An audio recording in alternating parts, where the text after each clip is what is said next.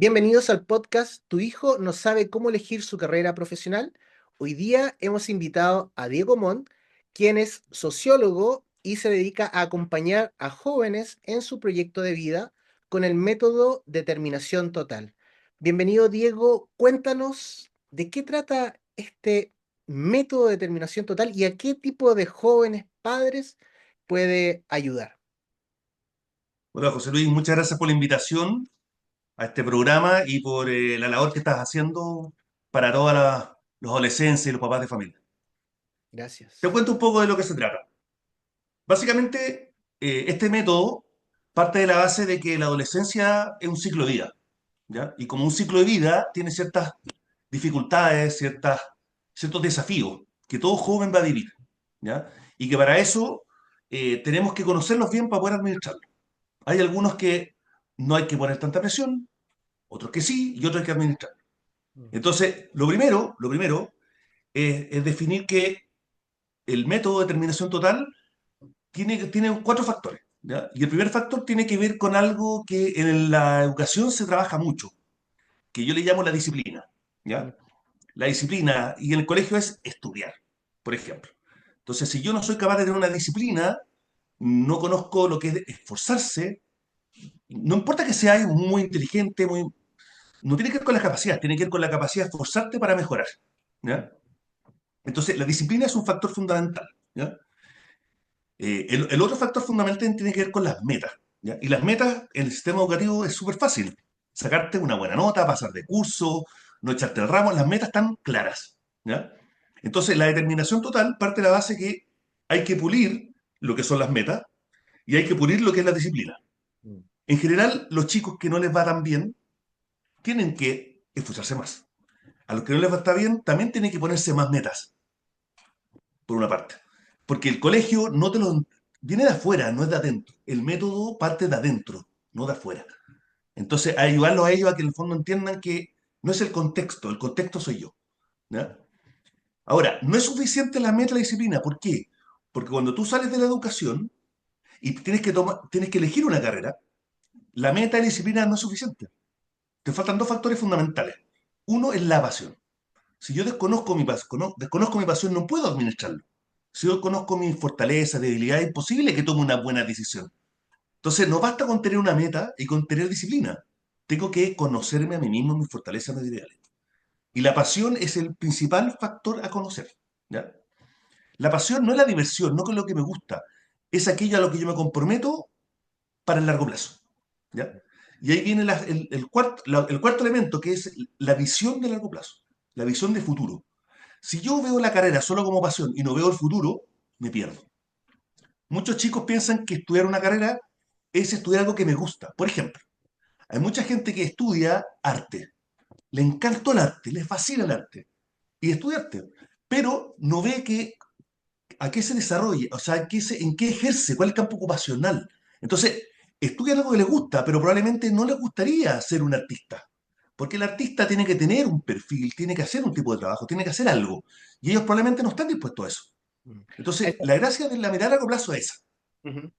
A eso lo que dices tú al último de esta confusión entre hobby y pasión, siempre le pregunto a los jóvenes si les gustaría salvar las ballenas, ¿vale? Mm, Porque en cierta mm, forma, si tú le preguntas a una gran mayoría, todos te van a decir que sí. mm, Ahora, si tú le preguntas, ¿dedicarías tiempo y energía?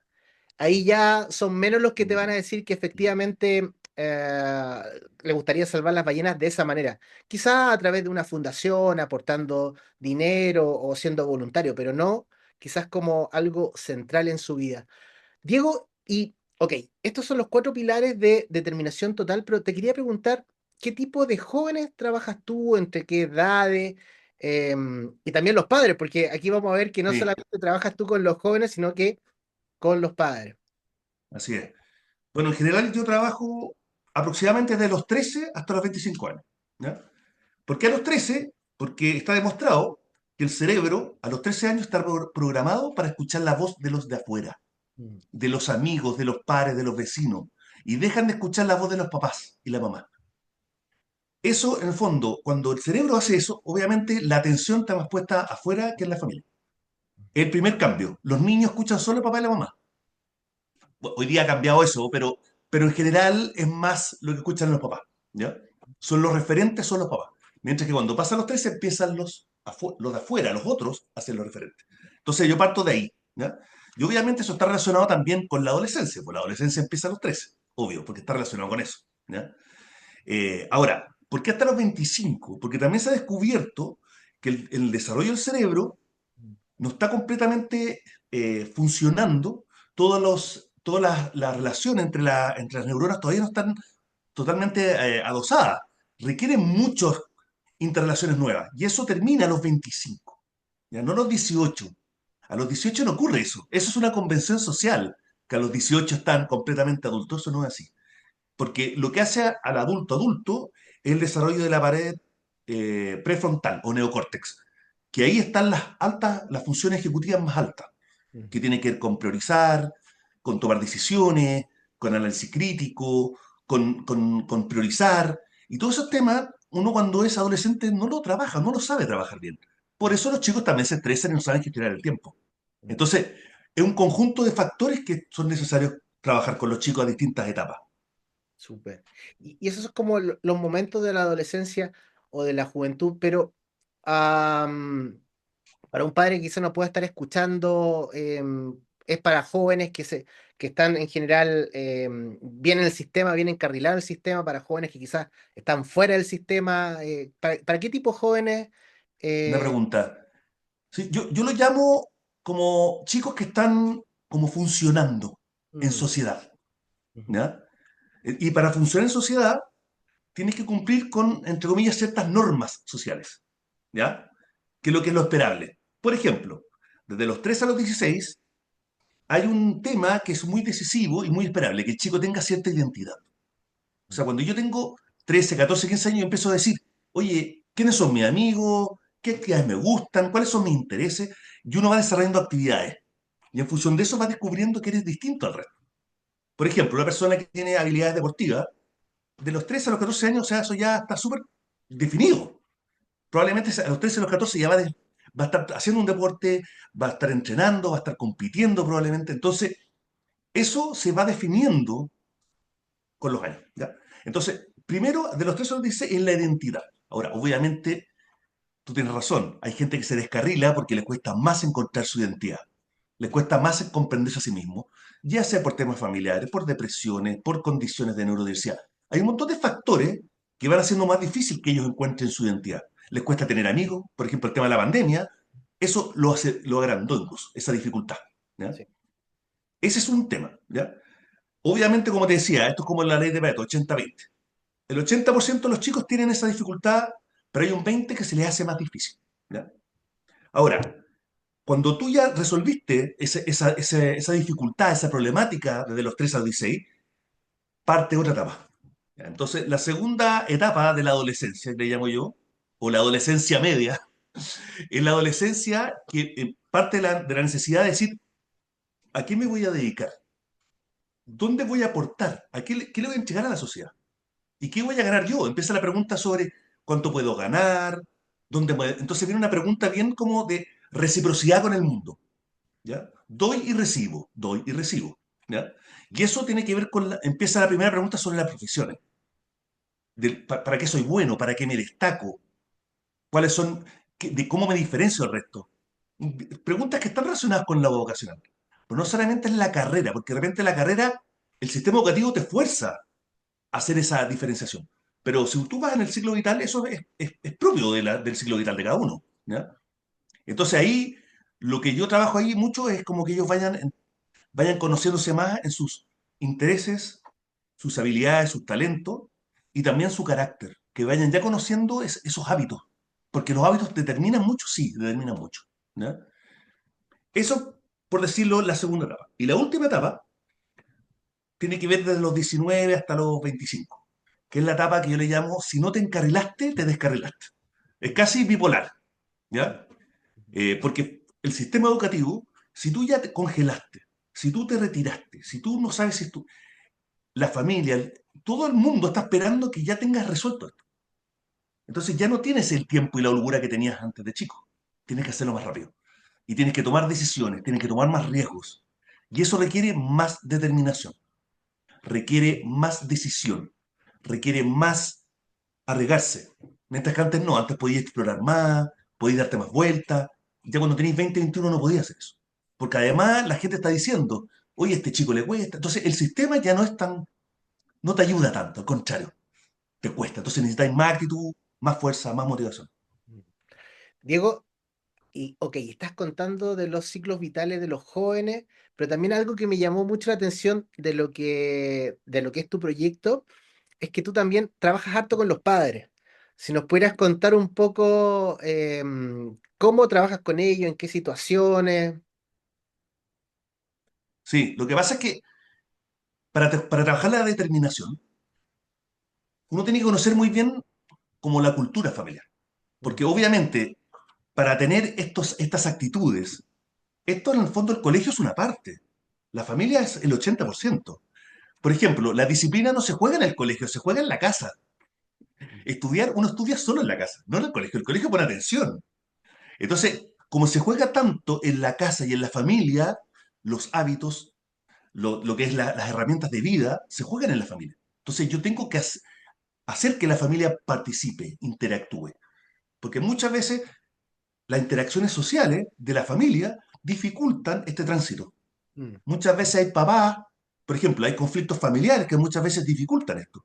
O hay papás o mamás que tienen ciertas preconcepciones de lo que tienen que estudiar los chicos, porque heredaron cosas de antiguo. Entonces, hay un montón de situaciones personales de los padres que afectan directamente a la toma de decisión de su hijo. Entonces, como es tan gravitante el contexto familiar en la decisión del hijo, porque nosotros podemos decir hoy día, no, que hoy día la libertad del chico, los jóvenes pueden decidir lo que quieran, eso no era así. Entonces, hay una historia y esa no la podemos borrar, porque pesa, aunque no lo queramos. mm, Entonces, yo trabajo con eso, con un poco cómo ayudar al papá y a la mamá a que conozcan cuáles son esas expectativas, porque ellos también tienen que administrarlo. Si ellos no administran esas expectativas, probablemente le van a traspasar muchos pesos, muchos pendientes, muchas cosas que ellos no lograron a su hijo. Y mm, eso hace que la decisión sea mucho más tensional y sea mucho más difícil de lograrla. ¿Ya? Además, ahora los papás tienen uno o dos hijos. Antes tenían cuatro y cinco. Entonces, hoy día el chico tiene demasiada presión porque me juego en un hijo toda mi trascendencia, mi legado. ajá, Entonces, es más presión todavía para el chico. claro. Entonces, ahí eso hay que administrarlo también. Mm. Y a propósito de cómo se lo viven los papás también, he observado que el involucramiento de los padres muchas veces están encima, otras veces están Mm. desconectados. Entonces, ¿qué has observado tú y cómo los trabajas también estos involucramientos?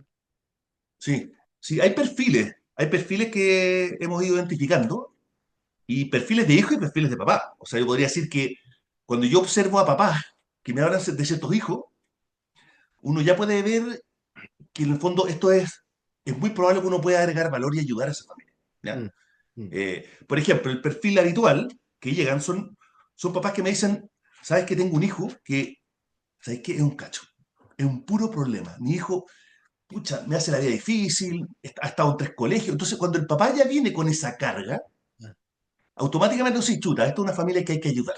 ¿Ya? mm, Obviamente el chico puede que tenga ciertas dificultades de aprendizaje, sin duda, pero cuando el papá está con una actitud de esa naturaleza, es más difícil salir de ahí todavía. ujú, claro. Después hay otro tipo de papás o mamás, que son los que dicen, mis papás, mi hijo es perfecto, mi hijo es lo máximo, mi hijo es impresionante. Hay papás que adulan y hablan de su hijo Ojo. puras maravillas y Ajá. empiezan a tapar cosas que de repente pueden ser gravitantes. Mm, ¿Cachai? Por ejemplo, un chico que tiene muchos amigos y empiezan a hablar de la amistad, y puede que en lo académico no le vaya tan bien. Entonces, están ensalzando tanto lo social que no le dan el peso suficiente a lo académico también. ajá. Entonces, ahí hay que matizar para que los papás no se queden en la etiqueta y profundicen, porque finalmente hay etiquetas. Sea por lo bueno o sea por lo malo, los papás se etiquetan a su hijo y eso produce que le quitan el valor a su hijo. Mm, Un hijo, cuando lo persiguen como muy inteligente o muy tonto, igual es una etiqueta. sí. Tu papá no te está viendo. Y con Seas el el peso Mateo, que seas el tiene. porro, el papá no te está viendo.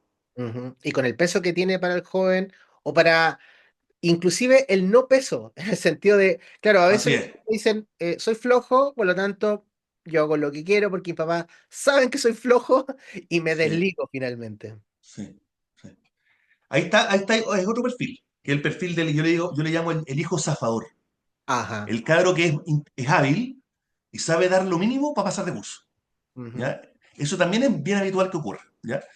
Y eso obviamente también tiene que ver también hay perfiles de papás que hacen proclive esto.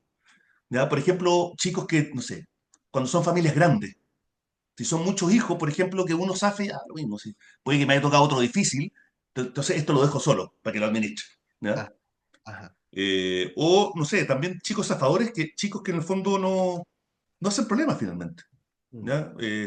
O no es que saquen un 4 pero tienen un 5,8, no hacen más esfuerzo. O chicos que son cognitivamente inteligentes, pero ellos saben que dando el mínimo del mínimo, están listos. Pero no están aprendiendo, no se están esforzando, no están teniendo hábitos. Son gente que tiene algún nivel de facilidad académica, Ujú. pero que tenga facilidad académica no te hace triunfador. Y no te hace una persona que salga de la. Que te superes. Entonces, el papá se confía de que académicamente está bien, pero puede que no tenga herramientas para adaptarse a un nuevo mundo, que puede ser la universidad, por ejemplo. Ajá. Ajá. Vale. Y esos son mayormente los perfiles que tú reconoces que llegan Sí. o que... Se me quedó uno. Hay otro perfil que es súper importante que tiene que ver con esto de cuando el papá y la mamá dicen, ya no desconozco a mi hijo, no sé quién es, no sé en qué está metido.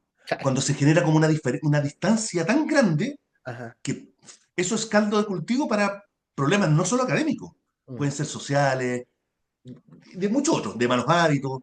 Entonces, pero eso también es un perfil, ¿ya? Que ocurre. Sí, Y otro claro. perfil, Ujú. perdón, el último que me voy acordando a medida que vamos conversando. El otro perfil es de un papá o una mamá que tiene la intuición de que algo le pasa a su hijo y que puede ser que efectivamente tenga una condición, o Ujú. tenga una depresión, o tenga algún tipo de evento que le está bloqueando ya sistémicamente. O sea, necesita un medicamento, necesita una atención especial, pero muchas veces los papás no se dan cuenta hasta que repite o hasta que pasa algo más grande. Y yo le Ujú. digo, no es necesario esperar a que las cosas se quebren para administrarlas. Ujú. Vale. Oye, y ¿cómo se vería en la práctica, cierto, tu método, tu metodología, trabajando ya sea con una familia, o sea, con los padres, con los hijos, por ejemplo, con un hijo zafador? ¿Cómo lo aborda? Quizás nos puede dar algún ejemplo. Lo primero que hago yo es que trato de mostrarle a los papás y ponerles negro sobre blanco. Los papás cuando tienen hijos piensan que su hijo es lo normal, ¿ya? Entonces, cuando pasa eso, obviamente ellos como que se pasan por alto cosas que no son necesariamente lo mejor para él, ¿ya? Entonces, yo lo que trato es primero recoger información. Entonces, a los papás los ayudo a que puedan, entre comillas, a mirar de nuevo a su hijo y no desde la etiqueta, sino desde las características, de lo más objetivo, de los hechos concretos. Y una vez que ellos van hablando de estos hechos, se van dando cuenta que hay fortalezas, que hay debilidades, que hay oportunidades, que hay amenazas. Ellos mismos se van dando cuenta porque yo les voy haciendo espejo finalmente. Yo les hago espejo. Pero como no están acostumbrados a espejearse en estos temas, porque nadie lo habla, estos temas son bien tabú, es bien especial. De repente ni la mamá y el papá saben qué esperan de su hijo. Mm. Porque son temas que no quieren abordarse, porque son temas difíciles. Hablar de tu hijo, del futuro de tu hijo, es un tema muy difícil. Y si no lo hablas, empiezan a chocar las creencias, las expectativas, las visiones de nuestro hijo, nuestros tipos de crianza. Entonces, lo que yo trato de ayudar es que ellos vean hechos y también puedan observar en algo algunas creencias que tienen ellos instaladas y ponerlas un poco en paréntesis, Ujú. ¿ya? ¿Y cómo lo hago? Es que les digo, yo te tengo que ayudar a ti, porque muchas veces papás llegan como muy desmotivados, dicen, no, mi hijo, no sé. Y yo a ellos tengo que desafiarlos a que tengan más confianza en su hijo, o al revés. Vienen con mi hijo, no, si a mi hijo le falta esto nomás. Tengo que problematizarlos más a los papás, para que en el fondo le den más a su hijo. Entonces, hay que administrar un poco la visión, la relación y la experiencia que tienen con su hijo, para que puedan dar los papás también lo mejor. Porque si no, los papás, lo que hacemos habitualmente, y muchos ocurren, que depositan a su hijo en el psicólogo, en el colegio, los depositan. Y esto no es depositar, esto es acompañar. Yo siempre tengo que acompañar a mi hijo, siempre. No porque no sea coach, no lo acompaño. La compañía siempre tiene que estar. Mm. El tema es que uno es un acompañante especializado, que es distinto. Mm. Diego, y escuchándote también es como poniéndolo en un lado idealizado. Entendemos que somos una mezcla bien peculiar de muchas formas de ser, pero el papá ideal, por decirlo de alguna forma, ¿cuál sería la actitud? ¿Qué es lo que esperarías cuando un papá acompaña bien el proceso? Porque a veces simplemente no sabía cómo acompañar, pero Mm, cuando tú le mm, vas mostrando ciertos caminos, dice, vamos y entra. ¿Cuáles serían quizá esas actitudes o cómo sería un buen papá en este sentido para poder acompañar a sus jóvenes en temáticas desafiantes finalmente? sí. A ver, yo creo que generalmente este es un tema que hablo harto con ellos, con los papás, ¿ya? Porque en el fondo lo que les ayudo es que les ayudo a que se den cuenta que no tiene que ver con que ellos sean o no sean buenos papás. Esto no Mm, tiene que ver con el ser, no tiene que ver con que yo soy una buena o mala persona, no. Tiene que ver más bien con cómo yo pongo en acción, cómo yo me convierto en cierto papá que va a ayudar a su hijo. Y ahí está, ahí hablamos un poco del papá 2.0. ujú, Y el papá 2.0 es un papá que se involucra más con su hijo. Si estamos en una situación difícil, el papá 2.0 es el que se involucra más. El que se involucra más puede ser más tiempo, más escucha, no sé, ir más al colegio, no sé. De alguna manera estar más presente con su hijo. Ese es el primer factor. ¿Ya? ujú, ujú, Ahora, eso no es suficiente porque yo puedo estar más presente, pero puedo seguir el papá, el mismo paso, el papá de siempre. Pues el papá que hoy hinchando, oye, la nota, lo molesto en la casa con la nota, después voy al colegio y lo voy a molestar de nuevo con la nota. Entonces al final es como, chuta, estáis más involucrado, pero la manera que lo está diciendo no es la adecuada. ¿Ya? Entonces ahí el tema viene con la flexibilidad. Yo digo, el papá tiene que involucrarse, pero tiene que ser flexible. Porque lo que antes funcionó, no funcionó, ahora tenéis que cambiarlo para que tenga nuevos resultados. mm, O sea, esto no tiene que ver mucho con, de repente tenemos una mentalidad que si yo me esfuerzo más, me va a ir mejor. No necesariamente es que te esfuerces más. Lo que pasa es que no es eficiente lo que estás haciendo. Entonces, ahí ayudamos a los papás a ser más eficientes. Y lo otro que es re importante que fue lo que te dije antes. Un papá que no tiene confianza en su hijo es un papá que no es un papá 2.0. ujú, Los papás 1.0 son los papás que están decepcionados, molestos y que dicen que su hijo en el fondo como que el hijo está fuera. Mi hijo es un objeto, sea bueno o malo, pero es un objeto. Y yo digo, no, po. Un papá 2.0 es el que dice, no, pues yo estoy implicado acá mm, y yo confío en mi hijo. Ahora, confiar en mi hijo no viene de arte y magia, porque uno como papá puede haberse esforzado y puede que el cabro no haya funcionado bien, pero ahí está el foco, como el desafío del papá. ¿Cómo cómo buscar siempre un lugar distinto para ayudar? Y puede que no sea yo, puede que sea con un profesional. O sea, muchos papás, en el fondo, vienen a mí porque han intentado todo. Yo claro, soy, al final, uno más del camino. Y porque están acá es porque son papás 2.0, porque están acá, no por otra razón. Pero les falta aplicar, les falta sostener, les falta abrirse, conversar y otras cosas más. mm. Hablabas de estar más presente en el caso de los papás. Quizás si nos pudieras contar algún caso en donde una situación inicial, donde el papá quizás no estaba tan presente y después qué fue pasando en el camino y se notaba que estaba más presente. Mira, en general es súper fuerte lo que te voy a decir, pero en general los papás son los más ausentes. Los papás. Como el papá, Como hombre, eso, papá hombres. papá hombre está más ausente.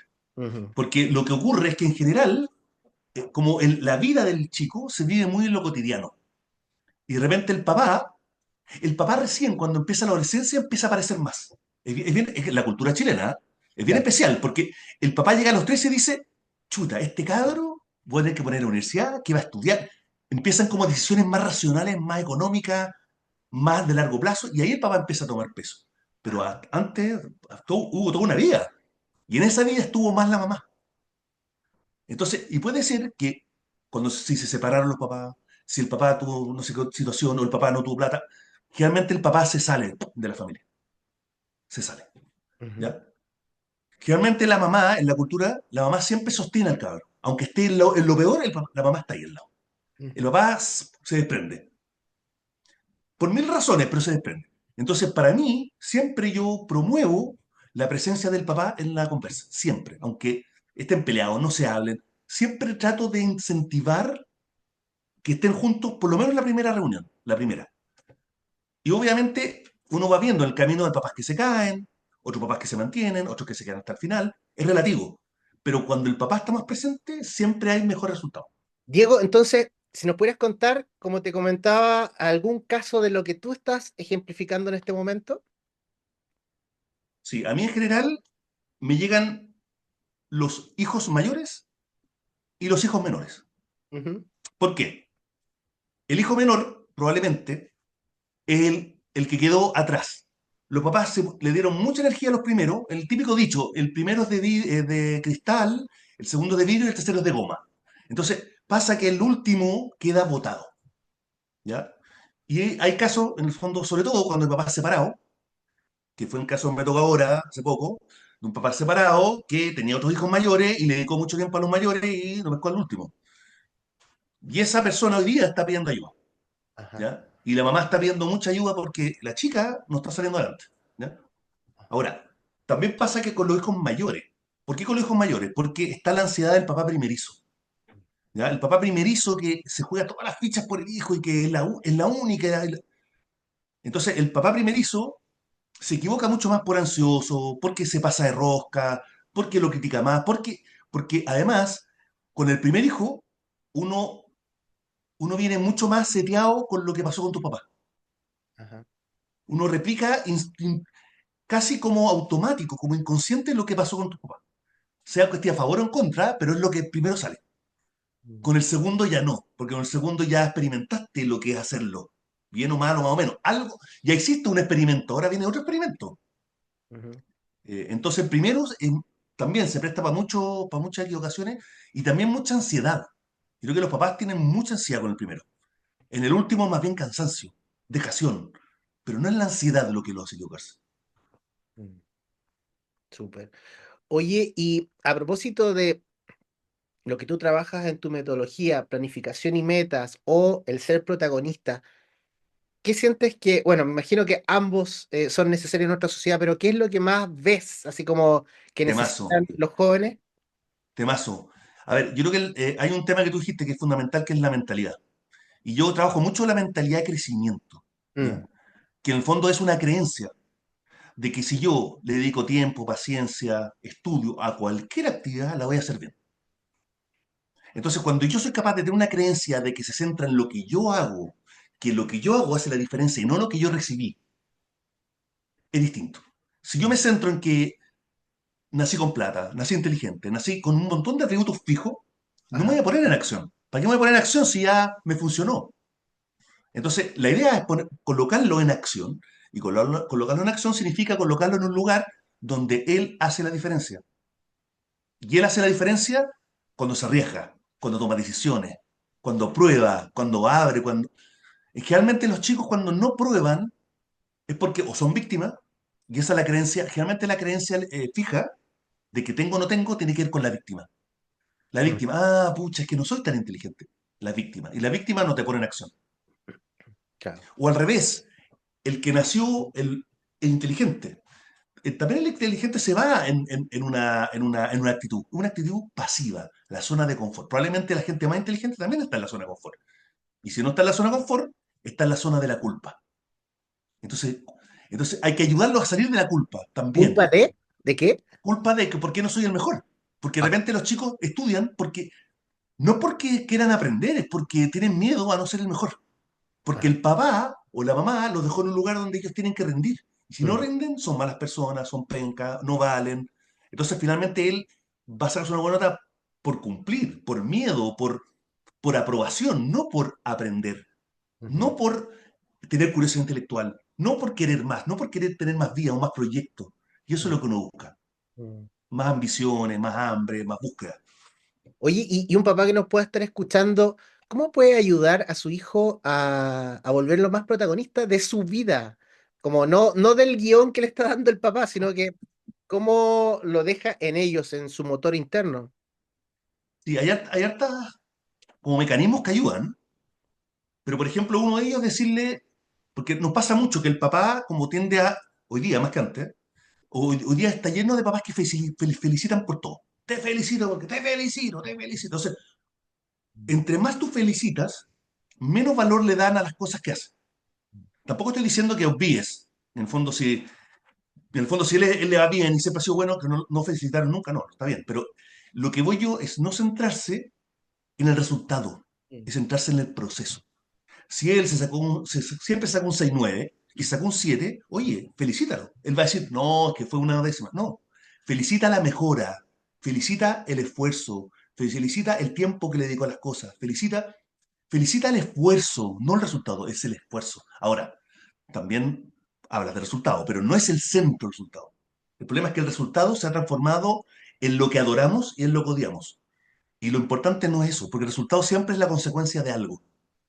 Y no nos centramos en el proceso. Y ahí a los papás les digo como que se conecten con el proceso y no tanto con el resultado. Sí, hoy día hablábamos también con otras personas, justamente esto de que hablan de la generación de cristal o una generación más débil, pero también es, ok, esta generación no es espontánea, nace de un lugar, Mm, mm, justamente lo que dices tú, mm, como esto de estar aumentando la autoestima de una forma a veces artificial, ¿cierto? Como aplaudir por mm, todo, aceptar todo, entonces, cómo también eso va impactando en la autoimagen, en la autoestima de los jóvenes, que después, claro, cuando no te aplauden, como, ¿qué pasó acá? Como que nos preguntamos qué nos pasó, pero también, por otro lado, hablamos de jóvenes que se quedan en la casa y están ahí muy cómodos, 18, 19, 20 y más. Y claro, los papás dicen, oye, mi hijo no tiene motivación, no quiere hacer cosas. Pero también, claro, la pregunta es, los papás, ¿cuánto límite le están poniendo a estos mm, jóvenes mm. para que se muevan? Sí, Entonces, ¿cómo lo ves tú justamente de estos jóvenes que a veces los apuntan con el dedo, pero cuál es el rol también de los papás? sí, sí. Yo creo que en general el peor mensajero es el aburrimiento. No es que le vaya mal, es el aburrimiento. Ujú, ¿Y por qué el aburrimiento? Porque lo que pasa es que habitualmente, si yo le felicito mucho a mi hijo, mi chico se va a aburrir rápido. Va a conseguir las cosas y se aburre, y se aburre. Entonces, y ahí viene el rol de los papás, ¿ya? Un papá que es demasiado permisivo, un papá que siempre está con mucho apoyo, ese papá probablemente no lo está desafiando suficiente. Los cabros necesitan que los desafíen, que los saquen de esa zona, porque cuando yo desafío a alguien y lo hace, la sensación de logro es muy alta. ujú. Si yo no desafío a mi hijo se va a aburrir. Los cabros poco desafiados se aburren, porque no están siendo desafiados. Ahora, hay otro extremo, que hay hijos que pasan de la zona de confort a la zona de pánico. Es un chico que está tan acostumbrado a no usar sus talentos que cuando yo lo someto a mucha presión, explotan. Entonces, finalmente pasa que papás se van de un extremo a otro. Van de la zona de confort a la zona de pánico. Y uno tiene que ir a la zona del aprendizaje. Y la zona de aprendizaje es la perfecta tensión entre las capacidades que tiene. O sea, si yo desafío a mi hijo según sus capacidades, eso genera motivación. Ahora, muchas veces la gente desafía sin tener idea cuál es la capacidad de mi hijo. Puede que mi hijo tenga muchas dificultades y lo estoy desafiando demasiado y eso lo lleva a la zona de pánico. ¿Ya? Ahora, otra cosa que es re importante, una cosa es el desafío, pero otra cosa es el apoyo. ¿Ya? Y también de repente confundimos. ¿Ya? Y de repente las mamás dan mucho apoyo, pero eso no es desafío, es mucho apoyo. Entonces como que lo cuidan y al final no lo están desafiando. O al revés, papás que desafían mucho y piensan que porque desafían no están ayudando. Y no, mucho desafío y ser apoyo. Es como que en el fondo el papá que te tira al agua, ya, báñate. El papá desafío, te tira al agua, y ahí se la pega, no, po. Lo tiraste al agua y lo acompañaste. Estás ahí por si le pasa algo. Entonces también es una doble función. Y ahí la rol del papá y la mamá es súper importante. Un papá, estoy haciendo igual, es como una división del trabajo habitual, que yo creo que eso está cambiando. El papá que desafía y acompaña en los desafíos. Y Ujú. una mamá que acompaña en sus condiciones o en sus dificultades más grandes. ¿Ya? Ah, Pero eso ha ido cambiando, porque los roles de los papás, la masculinidad, la feminidad está cambiando. Entonces, eso se nos ha perdido, pero tenemos que recuperarlo, ¿ya? Como una guía para ayudar a nuestro hijo. Porque si yo desafío mucho, me transformo en un autoritario. Y si yo apoyo mucho, me transformo en un papá negligente. El cabro haga lo que quiera, a la hora que quiera, se acuesta. El ser muy blando te puede llevar a la negligencia también. Y eso también tiene efectos súper negativos. Y hoy Finalmente, día, el sesgo es como mirar en blanco y negro. Entonces, claro, mm, finalmente los dos son expresiones de lo mismo, de que yo me voy a lo extremo y por lo tanto no encuentro el punto que dices tú, ¿cierto? En donde, primero que todo, descubrir cuál es la tensión mm, que acepta el joven, ¿cierto? Y desde ahí también, como decías tú, acompañarlo, que es como este dicho de, en vez de regalar el pez, ¿cierto? mm. Aprender, a enseñarle a pescar, pero claro, no es como lo tiras ahí al mar y pesca tú solo, sino que es como le vas explicando todas las distinciones necesarias. Oye, y Diego, quizá te voy a llevar un poco para atrás, que me quedo dando vuelta esto de la flexibilidad, que es un desafío gigante, tanto para los jóvenes como Para para los todo. padres, o sea, ahí estamos todos, estamos en ese desafío. ¿Cómo, cómo un padre, primero que todo, se da cuenta hasta qué punto es flexible? Porque yo también escucho que hay padres que me dicen, yo soy flexible, y de verdad que no lo son. Entonces, ¿cómo un padre de repente se podría dar cuenta, decir, a ver, parece que no soy tan flexible como creía? Eso por un lado, y quizás después, ¿qué podría empezar a hacer en ese sentido? Sí. Hay un tema que, antes de responderte esto, se me quedó un tema que creo que es importante. Ajá. Yo creo que nadie nos enseña a que vivir la incomodidad es positivo. Mm, Hoy día en la sociedad, la incomodidad se rechaza. Está lleno el discurso de que, no, si estás sufriendo, déjalo. Uy, no, si no sé qué, déjalo, suéltalo, bótalo. No, uno tiene que vivir cierta incomodidad, tiene que administrar cierta incomodidad. Pero estoy de acuerdo, la incomodidad no es sufrimiento, ujú. ¿ya? No es lo mismo. La incomodidad es la manera de sostener un proceso. Sostengo un proceso que me va a llegar a una meta. Y obviamente sostengo y si la meta no la conseguí, cambio el proceso. Sostengo otra cosa. Pero si no soy capaz de convivir con la incomodidad, nunca me voy a esforzar. Y si no me esfuerzo, no me voy a superar. Tengo que vivir el esfuerzo.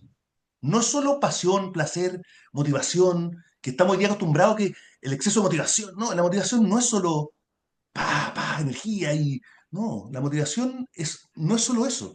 La motivación también es estar transitando la dificultad Como parte del proceso, claro. como parte del proceso. Sí. Es como súper súper potente lo que dices, porque, claro, muchos padres también que conozco quieren que su hijo, porque si están sufriendo, quieren que dejen de sufrir. Simplemente es eso. O otros también están enojados porque su hijo está más como en lo hedónico, en el disfrutar, en la Mm, mm, acción mm, solamente, mm, pero mm, no están dispuestos a pasarlo en ningún momento mal porque cuando lo empiezan a pasar mal, creen que por ahí no va la cosa. mm. Entonces, me parece súper potente esa distinción que entrega.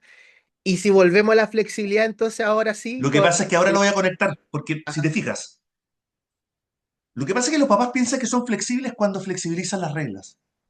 vale. Y eso no tiene nada que ver con la flexibilidad. La flexibilidad tiene que ver con tu capacidad de cambiar ciertos patrones para ayudar a tu hijo. La regla es la superficie del problema, porque finalmente la regla está sobre lo que, entre comillas, está prohibido, está aceptado. Pero finalmente, donde se hace la diferencia no entre lo prohibido y lo aceptado, es donde yo hago la diferencia. Donde yo hago la diferencia, ahí se juega el juego. Y ahí depende de ti, de tu carácter, de tu ejemplo, de tu manera de conversar, de tu arriesgarte. Hay muchos papás que no se quieren arriesgar porque dicen, hoy día más que nunca. Yo me pasa con mi hija. Yo de repente a mi hija voy a conversar con ella y le digo un tema y después, papá, ¿cómo no sabía eso? Chuta, me expuse. Mejor me quedo callado porque la próxima me van a dar de nuevo. Pero yo digo, no, po, me arriesgo, no, porque a medida que estoy con ella, cualquier cosa que ocurra, yo ya estoy informado. Ya supe que mi hija estaba en esa etapa. Pero hay papás que en el fondo no se arriesgan, quedan espectadores, y como espectador solo se ponen en acción cuando hay una bomba atómica, cuando repitió, cuando hubo un bullying o cuando no sé qué. Entonces, finalmente la flexibilidad está en moverte antes de que venga el problema. La flexibilidad es previa, es porque yo ya estoy atento a ciertos indicadores antes de que pasen la regla, antes de que pasen la norma. La norma finalmente ya pasó. Ahora, flexibilizar las normas es relativo, porque en el fondo estudia 2 horas, no estudia una. Ok, ya, pero métete ahí, po. ¿Qué está pasando en esa hora? Cambiar una hora, 2 horas, pero no tenía evidencia. Recoge la evidencia de por qué uno es mucho o dos es mucho, no sé. Tú métete. Si no te metes, todo va a ser una conversación superficial, basada en consensos, sobre todo para los papás que no viven en su casa. Los papás que no viven con su hijo se tienen que involucrar mucho más porque no tienen toda la información. Claro, claro. ¿Cachai? Y de esto que hablas tú de la flexibilidad, ¿cuáles son como los mayores desafíos o las cosas que los padres le cuesta ver como para poder incorporarlo? Yo creo que lo primero, más que para las mujeres, ¿eh? Estamos hablando de los hombres, pero porque estamos en una conversación, es la humildad. Yo creo que el hombre, por definición, por el rol social que le toca, la humildad es mal vista. El débil es mal visto. Entonces hay una carga muy grande ahí que nos impide bajar la guardia, observar, modificar y que no se sienta afectado tu valor, tu valía. ¿Ya? O sea, incluso las mujeres, no, ponte los pantalones. O sea, un tema social respecto a que el hombre tiene que ser el firme, tiene que aperrar, pero muchas veces no tiene que ver con eso. No tiene que ver con demostrar debilidad, al contrario, tiene que ver con cómo yo soy capaz de humildemente decir, ¿sabéis qué? Lo que yo pensé que funcionaba ya no funciona, tengo que cambiar. Y eso no es fácil, porque requiere de chuta, la fregué, no lo hice bien, no consideré esto, no consideré lo otro. Y eso requiere mucho como de autoestima. Cuando uno tiene la autoestima, uno puede esperar esos cambios. Pero muchas veces uno no tiene esa autoestima y no se lo permite. No se permite esas caídas. Ahora, con Entonces yo creo que ahí también. lo que hablas tú, esto de la humildad, en general tenemos un error de concepto entre humildad y apocamiento. Como Mm, el, mm, claro, como que mm, el ser humilde es el mm, apocado. Entonces, mm, nadie quiere ser apocado. mm, En mm. realidad, entonces, claro, pero cuando entendemos que la humildad tiene que ver con reconocer desde un lugar donde ni yo estoy ni encima ni debajo tuyo, sino que simplemente estamos en el mismo lugar, muchas personas intentan o buscan también entrar en ese lugar, porque en general son temáticas que la gente no quiere tocar porque, como te decía, confunden los conceptos. Ahora, yo siempre trato de ayudar a los papás para que no se confundan en el arriba y en el abajo. Ujú. Porque de repente es muy fácil caer en la jerarquía. Yo digo, no es un tema solo de jerarquía. Tiene que ver con un tema de mi capacidad de que me sigan.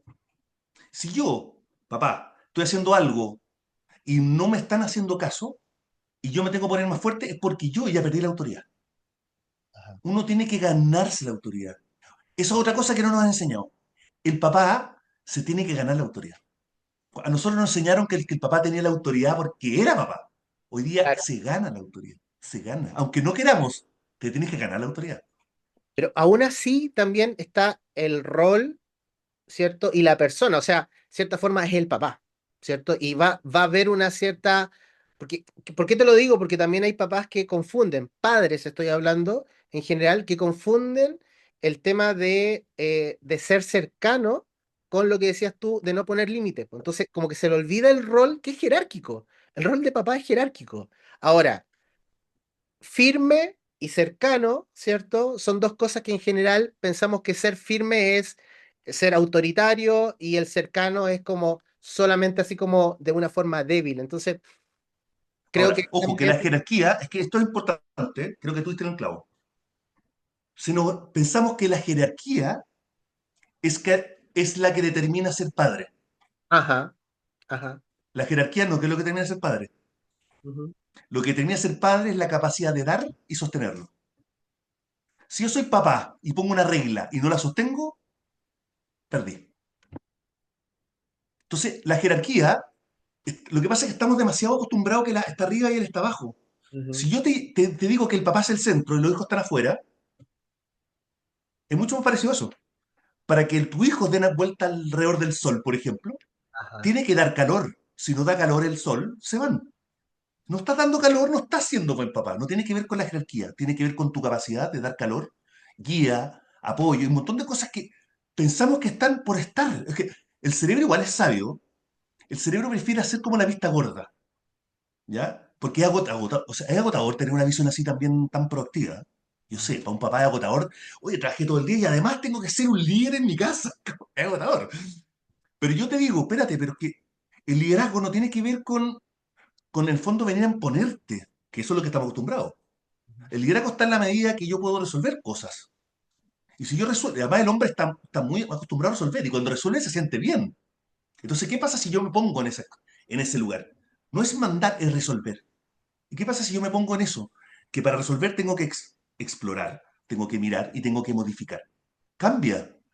Estamos acostumbrados que el modelo de jerarquía es mandar y yo te mando, yo te instruyo y tú haces. Eso ya no funciona en ninguna organización humana. Entonces, ¿por qué pensamos que acá va a funcionar también? Tampoco va a funcionar. Claro. Entonces ahí está el tema de cómo yo soy capaz de ser referente. Y ahí es bueno que los papás sean referentes. El papá que quiere ser inteligente, que sea inteligente. El papá que quiere ser cercano, que lo sea. Pero no tiene que olvidar que tiene un rol en la familia. Ahí tú tienes razón. Ajá. Ese rol no se puede confundir. Yo soy el papá y ese rol lo tengo que sostener. Pero ese rol no tiene que ver necesariamente con la jerarquía propiamente tal, tiene que ver con que yo pongo los lineamientos de esta casa.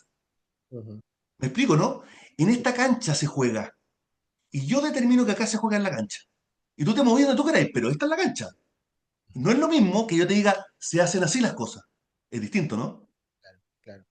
Da espacio, da aire para que Da el espacio joven para que se mueva cada vaya, uno. descubra sabe que no se puede salir de ciertos lugares, pero tiene harto espacio en donde se Y podría. ahí están los límites que tú dijiste antes. Ahí están los límites.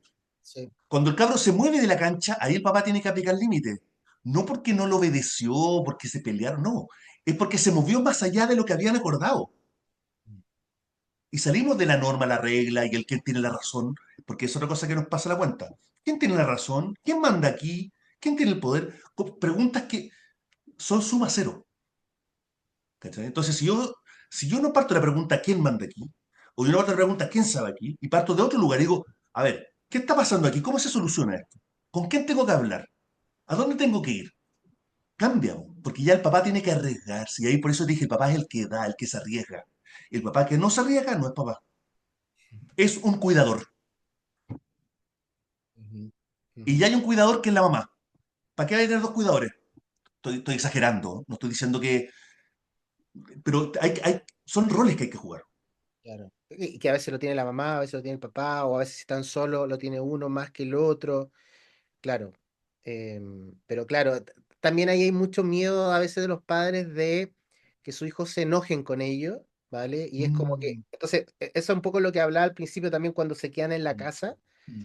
como que no le quieren poner el límite porque si se lo ponen, va, y a propósito de la incomodidad, va a haber un buen espacio de incomodidad.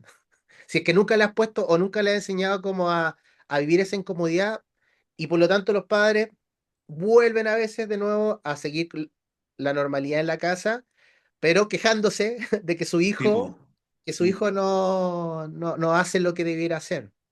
Es que tú agregaste otro factor que es súper importante, y se me había olvidado mencionarlo, que es el tema de los lazos y los afectos. Ajá. Entonces, todo lo que hablamos antes tiene que ver con estructura, con posición, con funciones, pero estamos en la familia, y en la familia es por el lugar por definición donde se construyen los afectos. ¿Ya? Entonces, es muy importante que ocurra eso. Ujú. Si yo estoy poniendo reglas y no coloco afectos, la mitad de la historia se va a formar, no completa. ¿Cachai? Entonces, por eso es tan importante la capacidad uno de hacer las cosas con cariño y no por solo porque es una regla. No porque tengo la razón, no, es ese amor, va a sonar súper cursi, pero es ese amor el que te hace flexible, es ese amor el que te hace comprometerse, es este amor el que de repente te pones pesado y lo haces por cariño, no por cariño lo haces, no por otra razón. Pero se Sí, nos olvida, pensamos que el que reta es el que lo hace por pesado, no. Que el típico paradigma del viejo pesado. Yo siempre digo, no, el viejo pesado. Y digo, oye, el viejo pesado es un desagradable, pero oye, el viejo pesado te quiere, po, por algo se enoja. Si no se enojara, no le importaría un bleo. Y significa que ni te quiere. Estoy exagerando, pero es muy probable que ocurra eso. Y los mm. chicos lo sienten así.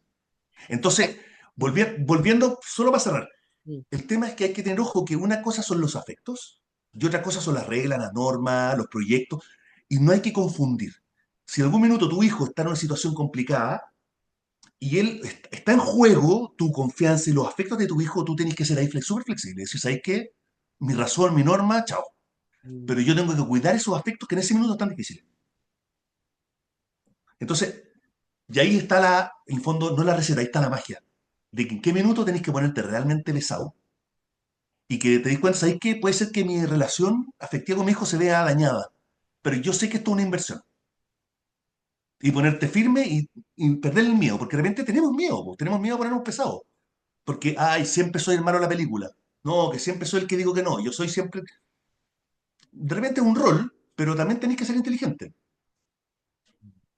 Me conectaste mucho también con lo de la compasión, en el sentido de que mucha gente confunde que ser compasivo es como una persona así blandita, que no, que en Mm, realidad aguanta cualquier cosa. Entonces, claro, con el ejemplo que tú dabas era inclusive un reto en un momento bien puesto, o sea, en un momento que lo necesita, ¿cierto? Puede ser mucho más compasivo que simplemente decir, da lo mismo.